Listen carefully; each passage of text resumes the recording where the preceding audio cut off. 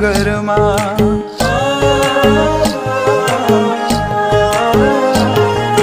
झुल्कियो कोही सङ्गरमा बढ्यो दिलको धड्कन सुस्तरी के नियाले थिए उतै छुटे नयन